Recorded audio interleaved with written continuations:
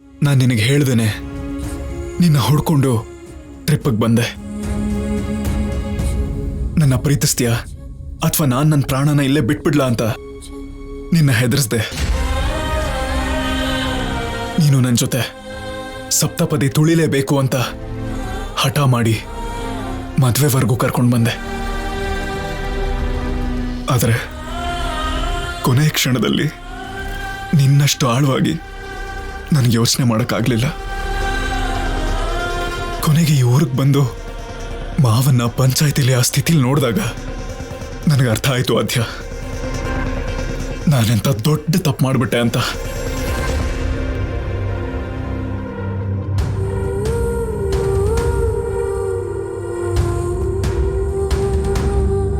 ಆದ್ರೆ ನಿನ್ನಂತ ಹುಡುಗಿನ ಪ್ರೀತಿಸಿದ್ದಕ್ಕೆ ಆ ತಪ್ಪು ನಡೆದಿರೋ ಹಾಗೆ ಮಾಡ್ಬಿಟ್ಟೆ.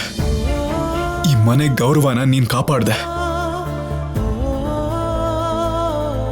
ನನ್ ಮದ್ವೆ ನಿನ್ ಜೊತೆ ಆಗ್ಲಿಲ್ಲ ಅಂದ್ರೂ ಪರವಾಗಿಲ್ಲ, ನಿನ್ ಮನ್ಸಲ್ಲಿ ನಾನಿದ್ದೀನಿ ಅಂತ ಗೊತ್ತಾಯ್ತಲ್ಲ, ಅಷ್ಟು ಸಾಕು ಆದ್ಯ. ಈ ಜನ್ಮದಲ್ಲಿ ಖುಷಿಯಾಗಿದ್ಬಿಡ್ತೀನಿ.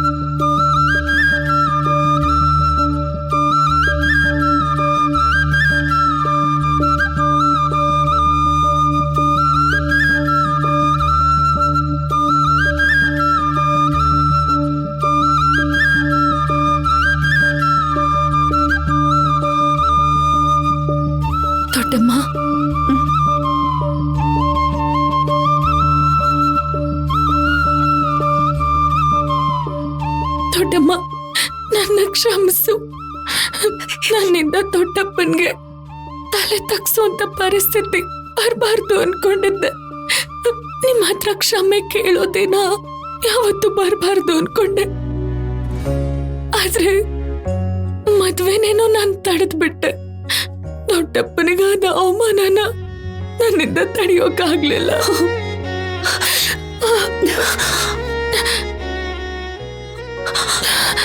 ನೀನ್ ನನ್ನನ್ನು ಕ್ಷಮಿಸ್ಬೇಕು ಆದ್ಯ. ನಿಜವಾಗ್ಲೂ ನೀನ್ ಮದ್ವೆ ಮಾಡ್ಕೊಂಡ್ಬಿಟ್ಟಿದೀಯ ಅಂತ ಪಂಚಾಯತಿಲಿ ನಿನ್ ಮೇಲೆ ಕೈ ಮಾಡ್ಬಿಟ್ಟೆ ಕಂದ. ನಾನು ಕೊಟ್ಟ ಮಾತನ್ನ ಉಳಿಸ್ಕೊಳ್ಳಿಲ್ಲ ಅಂತ ನಿಮ್ಮಮ್ಮ ಸಂಧ್ಯನ್ನ ಎಂಥ ಮಗಳನ್ನ ಹೆತ್ತಿದೀಯ ಅಂತ ನಾನು ಬಾಯಿಗೆ ಬಂದಾಗೆಲ್ಲ ಬೈದ್ಬಿಟ್ಟೆ. ಇವತ್ತು ನಿನ್ನಿಂದಾನೆ ನಮ್ಮನೆ ಮರ್ಯಾದೆ ಉಳಿತು ಆದ್ಯ. ನನಗಷ್ಟು ಸಾಕು. ನೀನು ನನ್ನನ್ನು ಕ್ಷಮಿಸ್ಬೇಕು. ದೊಡ್ಡಮ್ಮ, ದೊಡ್ಡಪ್ಪನ ಅಂತ ಪರಿಸ್ಥಿತಿಲಿ ನೋಡೋಕ್ಕಾಗ್ಲಿಲ್ಲ ನನ್ನಿಂದ. ಅವರನ್ನ ಈ ಮನೆಯಲ್ಲಿ ದೇವರ ತರ ಪೂಜಿಸ್ತಾರೆ. ಈ ಊರಲ್ಲಿ ರಾಮನ ಜೊತೆ ಹೋಲಿಸ್ತಾರೆ. ಅಂತ ಒಬ್ಬ ದೊಡ್ಡ ವ್ಯಕ್ತಿ ನಮ್ಮಿಂದ ಪಂಚಾಯ್ತಿಯಲ್ಲಿ ತಲೆ ತಗ್ಗಿಸ್ಕೊಂಡು ನಿಂತ್ಕೊಂಡಿದ್ರು. ಅವರಿಗೆ ನಮ್ಮಿಂದ ಅವಮಾನ ನಡೆದ ಹಾಗೆ ಅಲ್ವಾ ದೊಡ್ಡಮ್ಮ? ಇಲ್ಲ ಆದ್ಯ, ಇಲ್ಲಮ್ಮ. ಸೀನು ಮಾಡಿದ ತಪ್ಪಿನಿಂದ ಇವತ್ತು ನಾವು ಪಂಚಾಯ್ತಿವರೆಗೂ ಹೋಗ್ಬೇಕಾಗಿ ಬಂತು. ಆದ್ರೆ ನೀನು ಅವನನ್ನ ವಾಪಸ್ ಕರ್ಕೊಂಡು ಬಂದು ನಮ್ಮನೆ ಮರ್ಯಾದೆ ಉಳಿಯೋ ಹಾಗೆ ಮಾಡ್ಬಿಟ್ಟೆ ಆದ್ಯ. ಕೊನೆ ನಿಮಿಷದಲ್ಲಿ ನನ್ನ ಗಂಡನಿಗಾಗ್ತಿದ್ದ ಶಿಕ್ಷೆನ ನೀನ್ ತಡೆದು ಬಿಟ್ಟೆ. ಅದಕ್ಕಿಂತ ಮುಖ್ಯವಾಗಿ ನಿನ್ನ ಸೀನು ಮದ್ವೆನ ನೀನ್ ನಿಲ್ಸಿ ಅವ್ರ ಗೌರವನ ಇನ್ನೂ ಹೆಚ್ಚು ಮಾಡಿದೆ. ನಿನ್ನಂತ ಹುಡುಗಿ ನನ್ನ ಸಂಧ್ಯನ ಮಗಳಾಗಿ ಹುಟ್ಟಿದ್ದಕ್ಕೆ ನಾನು ತುಂಬಾನೇ ಹೆಮ್ಮೆ ಪಡ್ತೀನಮ್ಮ. ಸೀನುನ ನಿನ್ನ ಪ್ರಾಣಕ್ಕಿಂತ ಹೆಚ್ಚಾಗಿ ಪ್ರೀತಿಸ್ತಿದ್ರು. ಮದ್ವೆ ಮಾಡ್ಕೊಂಡ್ರೆ ಎಲ್ಲಿ ತಪ್ಪಾಗ್ಬಿಡುತ್ತೋ ಅಂತ ನೀನಿಂಥ ನಿರ್ಧಾರ ತಗೊಂಡ್ಯಲ್ಲ, ತುಂಬಾ ದೊಡ್ಡ ಮನಸ್ಸಮ್ಮ ನಿನಗೆ. ನಿನ್ನ ಹೃದಯ ತುಂಬಾ ಸೀನುನ ತುಂಬಿಕೊಂಡು ಅವನನ್ನ ಬಿಟ್ಕೊಡುವಂಥ ಮನಸ್ಸನ್ನ ಮಾಡಿದ್ಯಲ್ಲ, ಸಂತೋಷನಮ್ಮ. ಎಂಥ ದೊಡ್ಡತನ ಇದೆ ಅಮ್ಮ ನಿನಗೆ ಆದ್ಯ. ದೇವ್ರು ನೀನ್ ಚೆನ್ನಾಗಿಟ್ಟಿರ್ಲಿ. ನನ್ನ ತಂಗಿ ಸಂಧ್ಯನ್ಗಿಂತನೂ ಹೆಚ್ಚಾಗಿ ಯೋಚನೆ ಮಾಡ್ತೀಯಲ್ಲ ಅಂತ ನನಗೆ ತುಂಬಾ ಸಂತೋಷ ಆಗುತ್ತಮ್ಮ. ತುಂಬಾ ಸಂತೋಷ ಆಗುತ್ತೆ ಆದ್ಯ. ನನಗೂ ತುಂಬಾ ಸಂತೋಷ ಆಗ್ತಿದೆ ದೊಡ್ಡಮ್ಮ. ನಾನು ಬಂದಾಗ ನನ್ನ ಮೇಲೆ ನಿಮಗೆ ಎಷ್ಟು ಪ್ರೀತಿ ಇತ್ತೋ ಈಗಲೂ ಅದೇ ಪ್ರೀತಿ ಕಾಣಿಸ್ತಿದೆ. ಈ ಪ್ರೀತಿ ಹೀಗೆ ಇರಬೇಕು ಅಂದ್ರೆ ನಾನು ನಿಮ್ಮಿಂದ ದೂರ ಹೋಗ್ಬೇಕು.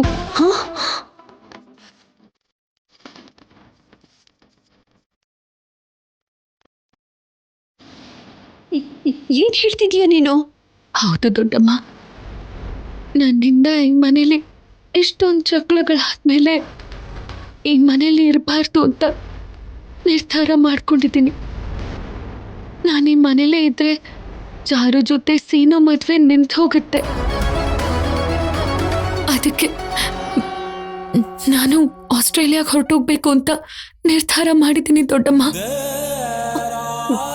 ಬೇಡಮ್ಮ, ಬೇಡ ಆದ್ಯ.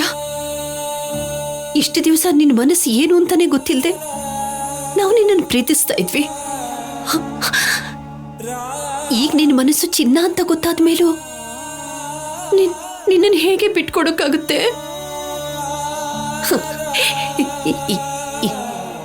ಈಗ ನೀನು ಅಂದ್ರೆ ನಿಮ್ ದೊಡ್ಡಪ್ಪಂಗೆ ಒಂಥರ ಹೆಮ್ಮೆ ಕಣೆ. ನಿನಗೆ ಒಂದು ಮಾತು ಕೂಡ ಹೇಳಲಿಲ್ಲ ನೋಡೋರು. ನೋಡು, ಚಾರು ಸೀನು ಮದ್ವೆನ ಅವರೇ ನೋಡ್ಕೊಳ್ತಾರೆ. ನೀನ್ ಮಾತ್ರ ಇಂಥ ನಿರ್ಧಾರನ ತಗೋಬೇಡಮ್ಮ. ಅದು ಹಾಗಲ್ಲ ದೊಡ್ಡಮ್ಮ. ನಾನು ಇಲ್ಲೇ ಇದ್ರೆ ಸೀನು ಮದ್ವೆ ನಡೆಯಲ್ವೇನೋ ಅಂತ ಅನ್ನಿಸ್ತಿದೆ. ಅದನ್ನೆಲ್ಲ ನಿಮ್ ದೊಡ್ಡಪ್ಪ ನೋಡ್ಕೊಳ್ತಾರೆ ಆದ್ಯ. ಚಾರುನೇ ಸೀನು ಹೆಂಡತಿ ಅಂತ ದೇವ್ರು ಬರ್ತಿದ್ರೆ ಅದನ್ನ ಯಾರ ಕೈಲೂ ತಪ್ಪಿಸೋದಕ್ಕಾಗಲ್ಲ. ಆದ್ರೆ ನೀನ್ ಮಾತ್ರ ನನ್ನನ್ನು ಬಿಟ್ಟು ಹೋಗ್ತೀನಿ ಅಂತ ಯಾವತ್ತೂ ಹೇಳ್ಬೇಡ ಕಣೆ. ನೋಡು, ಸೀನುನ ಮದ್ವೆ ಮಾಡ್ಕೊಳ್ದೆ ನೀನು ಕೊಟ್ಟು ಮಾತನ್ನ ಉಳಿಸ್ಕೊಂಡ್ಬಿಟ್ಟೆ.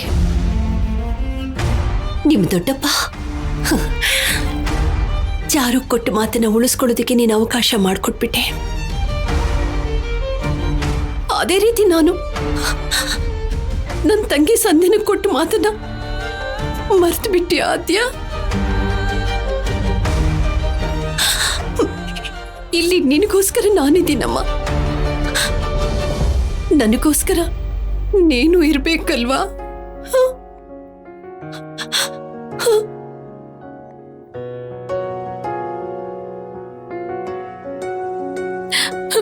ಲವ್ ಯು ದೊಡ್ಡಮ್ಮ.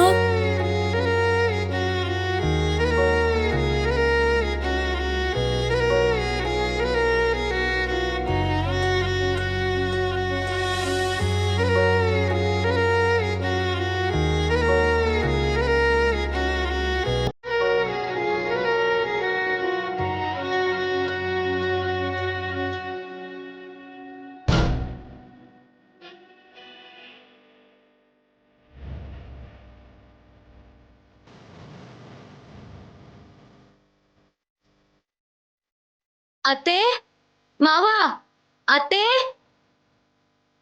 ಮಾವ, ಅತ್ತೆ, ಅತ್ತೆ.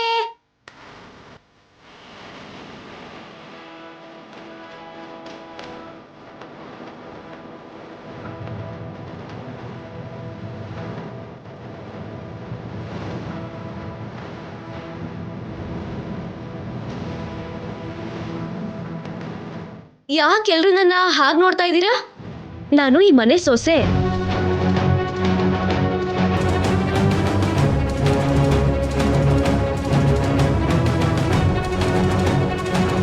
ಸೊಸೆಯಾಗಿ ಈ ಮನೆ ಒಳಗೆ ಮೊದಲನೇ ಸಲ ಕಾಲಿಡ್ತಾ ಇದ್ದೀನಿ.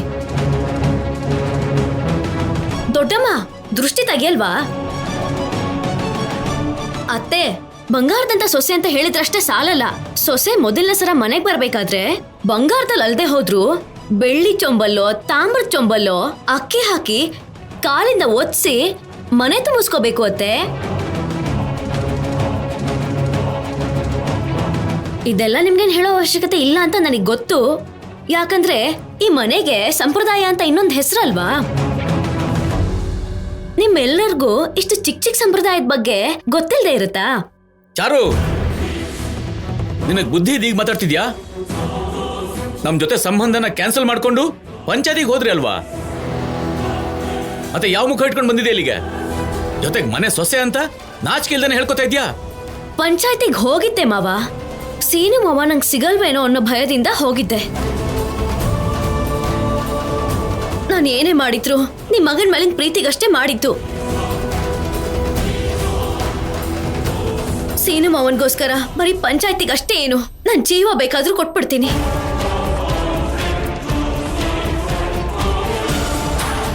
ಮೊದಲು ದೃಷ್ಟಿ ತೆಗೆದು ಮನೆ ತುಂಬಿಸ್ಕೋತಿರೋ, ಇಲ್ಲ ಅದನ್ನು ಕೂಡ ನಾನೇ ಮಾಡ್ಕೊಂಡು ಒಳಗ್ ಬರ್ಲೋ?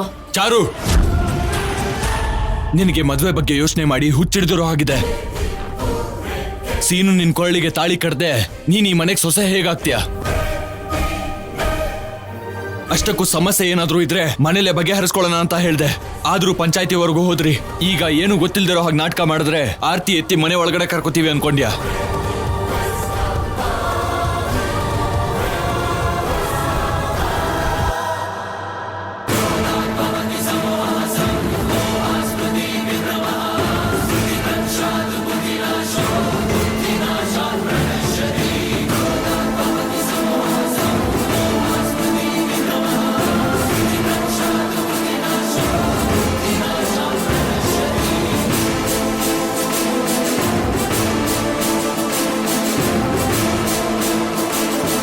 ನೋಡಿ ದೊಡ್ಡಪ್ಪ, ನನಗೂ ಸಿನಿಮಾವನ್ಗೂ ನಿಶ್ಚಿತಾರ್ಥ ಮಾಡಿಸಿದೀರಾ, ಮದ್ವೆ ಏರ್ಪಾಡು ಕೂಡ ಮಾಡಿದೀರಾ. ಸಿನಿಮಾವ ಪಾಪ ಗೊತ್ತಿಲ್ಲದೆ ಮನೆಯಿಂದ ಆಚೆ ಹೋಗಿದ್ದ. ಆ ಮುಹೂರ್ತಕ್ಕೇನು ಮದ್ವೆ ನಿಂತು ಹೋಗ್ಬಿಡ್ತು. ಹಾಗಂತ ಬರೋ ಮುಹೂರ್ತದಲ್ಲೂ ಸಿನಿಮಾವ ನನಗೆ ಗಂಡ ಆಗದೆ ಇರ್ತಾನ?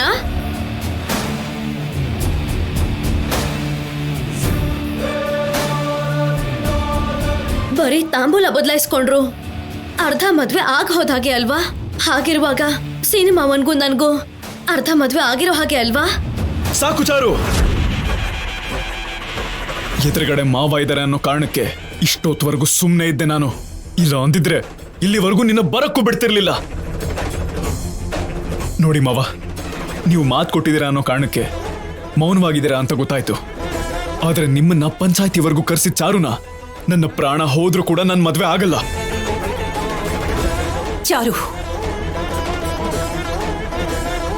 ನನ್ನ ಅನುಮತಿ ಇಲ್ದೆ ಇವರಿಬ್ರು ಮದ್ವೆ ಮಾಡ್ಕೊಡಲ್ಲ ಅಂತ ನಾನು ನಿನಗೆ ಎಷ್ಟು ಸಾರಿ ಹೇಳಿದ್ರು ನೀನು ಆವೇಶಪಟ್ಟು ಇವ್ರನ್ನ ಪಂಚಾಯತಿವರೆಗೂ ಹೇಳ್ಕೊಂಡು ಹೋದೆ.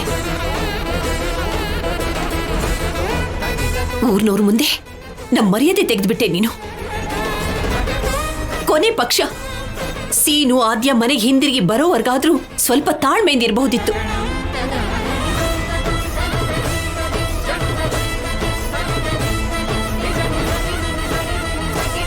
ಸೊಸೆ ಅಂತ ನನಗೆ ಆರ್ತಿ ಮಾಡಿ ಕರ್ಕೊಳ್ಳಿ ಅಂತ ಹೇಳ್ತಿದ್ಯಲ್ಲ, ಎಂತ ಹುಡುಗಿನೇ ನೀನು? ಇನ್ನು ಅವಳ ಜೊತೆ ಮಾತೇನತ್ಗೆ? ಹೇಗ್ ಬಂದ್ಲೋ ಹಾಗೆ ಹೋಗ್ತಾಳೆ. ಚಿಕ್ಕಪ್ಪ, ಕೋಪದಲ್ಲಿ ಪಂಚಾಯತಿಗೆ ಹೋಗಿ ತಪ್ಪು ಮಾಡಿದ್ದೀನಿ ಅಂತ ನಾನು ಒಪ್ಕೋತೀನಿ.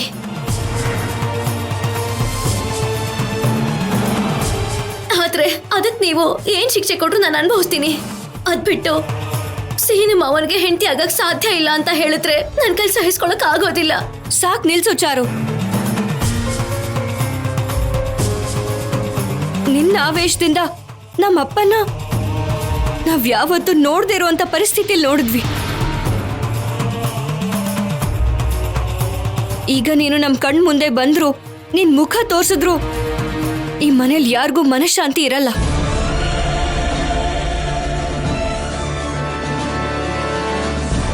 ಚಾರು, ಹೆಣ್ಮಕ್ಳಿಗೆ ಭೂದೇವಿಗಿರುವಷ್ಟು ಸಹನೆ ಇರಬೇಕು ಅಂತಾರೆ. ನೀನು ಈ ಮನೆ ಮರ್ಯಾದೆ ಏನಾಗುತ್ತೋ ಅಂತ ಒಂದು ಕ್ಷಣ ಕೂಡ ಯೋಚನೆ ಮಾಡ್ದೇನೆ ಹೇಗಮ್ಮ ಹೋದೆ? ನನ್ನ ಕ್ಷಮಿಸ್ಬೇಡಿ ದೊಡ್ಡಪ್ಪ. ಇನ್ಯಾವತ್ತೂ ನನ್ನಿಂದ ಅಂತ ತಪ್ಪಾಗೋದಿಲ್ಲ. ಸರಿಯಾಗಿ ಇರ್ತೀನಿ. ಅಷ್ಟಕ್ಕೂ ನೀನ್ ಈ ಮನೇಲಿ ಇರೋದಕ್ಕೆ ಅವಕಾಶ ಇಲ್ಲ ಅಂತಿದ್ದಾರೆ. ಬೇಕು ಅಂದ್ರೆ ನಿಮ್ ಮನೆಗೆ ಹೋಗಿ ನಿನಗಿಷ್ಟ ಬಂದಾಗಿರೋ. ಹೇಳೋರು ಕೇಳೋರು ಯಾರು ಇರಲ್ಲ. ಇಲ್ಲ ಮಾವ, ಸೀನು ಮಾವ ಇಲ್ದೆ ನಾನು ಬದುಕೋದಿಲ್ಲ. ಸತ್ರು ಬದುಕಿದ್ರು ಅದು ಸೀನು ಮಾವನ್ ಜೊತೆ ಮಾತ್ರ. ದಯವಿಟ್ಟು ನನ್ನ ವಾಪಸ್ ಕಳಿಸ್ಬೇಕು ಅಂತ ಮಾತ್ರ ಅನ್ಕೋಬೇಡಿ. ನೋಡು ಚಾರು, ಈಗಾಗ್ಲೇ ನಿಮ್ಮಿಂದ ಆಗಿದ್ ಸಾಕು. ಇನ್ನಾದ್ರೂ ನಮ್ಮನ್ನ ನೆಮ್ಮದಿಯಿಂದ ಇರಕ್ ಬಿಡಿ. ಆದ್ಯ ಸೀನು ಮಾವ ಪ್ರೀತಿಸ್ತಾ ಇರೋದು, ನೀವು ನನಗೆ ಯಾಕೆ ಬೈತಾ ಇದ್ದೀರಾ?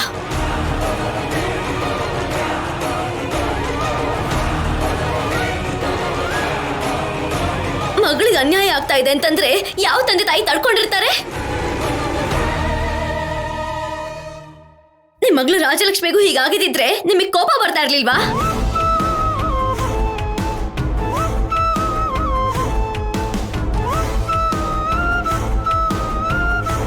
ನಮ್ಮ ಅಪ್ಪ ಅಮ್ಮ ಕೂಡ ಕೋಪದಿಂದನೇ ಮಗಳ ಜೀವನ ಹಾಳಾಗುತ್ತೆ ಅಂತ ಪಂಚಾಯತಿ ತನಕ ಹೋದ್ರು ಅಷ್ಟೇ.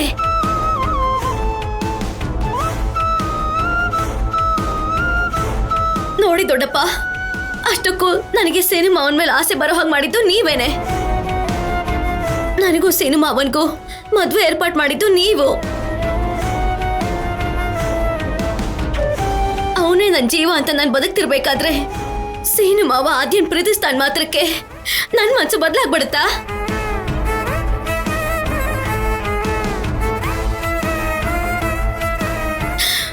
ಸೀನು ಮಾವ ಬೇಡ ಅಂತ ಬೇರೆಯವ್ರನ್ನ ಇಷ್ಟಪಡಕ್ ಸಾಧ್ಯನಾ? ಸಾಯಿ ಅಂದ್ರೆ ಈ ಕ್ಷಣನೇ ಸತ್ತು ಹೋಗ್ತೀನಿ. ಆದ್ರೆ ಸೀನು ಮಾವನ್ ಬಿಟ್ಟು ಬದುಕಕ್ ನನ್ ಕೈಲಿ ಆಗೋದಿಲ್ಲ.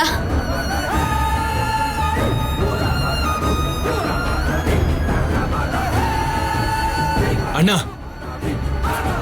ನಾವು ಇವಳಿಗೆ ಮಾತಾಡೋದಕ್ಕೆ ಅವಕಾಶ ಕೊಟ್ರೆ ಇವಳು ಏನೇನೋ ಮಾತಾಡ್ತಾನೆ ಇರ್ತಾಳೆ. ದೊಡ್ಡಪ್ಪ ದೊಡ್ಡಪ್ಪ, ಎಲ್ಲಿ ಹೋಗ್ತಾ ಇದ್ದೀರಾ ದೊಡ್ಡಪ್ಪ? ನನಗೆ ನ್ಯಾಯ ಕೊಟ್ಟು ಆಮೇಲೆ ಎಲ್ಲಾದ್ರೂ ಹೋಗಿ ದೊಡ್ಡಪ್ಪ. ನೀನ್ ಮಾಡಿರೋ ತಪ್ಪಿಗೆ ಇಲ್ಲಿವರೆಗೂ ಬಂದಿರೋದೇ ಹೆಚ್ಚು. ಹೀಗಿರುವಾಗ ನಮ್ಮ ಅಣ್ಣನ ವಿರುದ್ಧವಾಗಿ ಮಾತಾಡ್ತೀಯ? ಇಲ್ಲಿಂದ ಹೊರಟೋಗು. ಚಿಕ್ಕಪ್ಪ. ಚಾರು,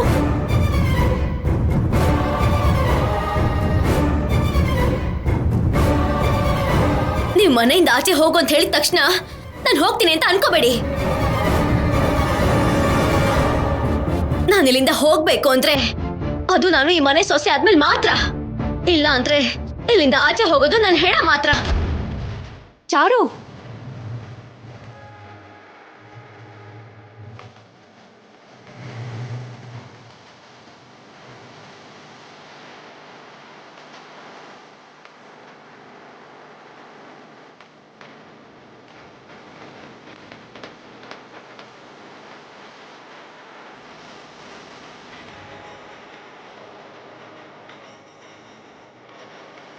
ಏಯ್, ನಡೀರ ಒಳಗೆ. ಇನ್ನೂ ಏನೆಲ್ಲ ನೋಡ್ತಾ ನಿಂತಿದ್ದೀರಾ? ನಡೀರಿ ಒಳಗೆ.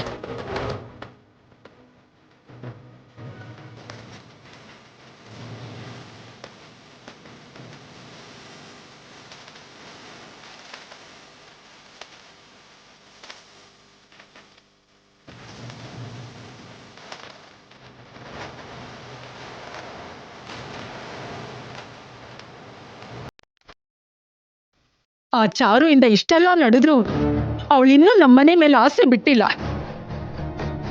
ಅವಳು ಕೇಳೋದ್ರಲ್ಲೂ ನ್ಯಾಯ ಇದೆ ಅಲ್ವೇನೋ?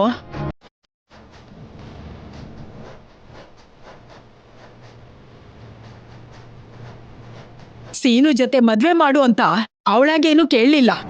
ನಾವೇ ಹೋಗಿ ಕೇಳಿ ಮದ್ವೆ ನಿಶ್ಚಯ ಮಾಡಿದ್ದು. ಇವಾಗ ಬೇಡ ಅಂದ್ರೆ ಸೀನು ಮನ್ಸು ಬದಲಾಯಿಸ್ಕೊಂಡಷ್ಟು ಸುಲಭವಾಗಿ ಚಾರು ಕೂಡ ಮನ್ಸು ಬದಲಾಯಿಸ್ಬೇಕಲ್ವಾ?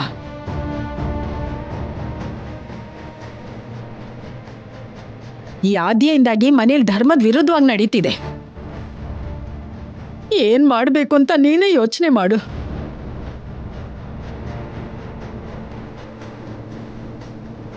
ಅಣ್ಣ, ಸೀನು ಮೇಲಿರೋ ಪ್ರೀತಿಯಿಂದಾಗಿ ಪಂಚಾಯತಿಗೆ ಹೋದ್ಲೇ ಹೊರತು ಚಾರುಗೆ ಈ ಮನೆ ಅಂದ್ರೆ ಸೀನು ಅಂದ್ರೆ ಪ್ರಾಣ. ಅಣ್ಣ,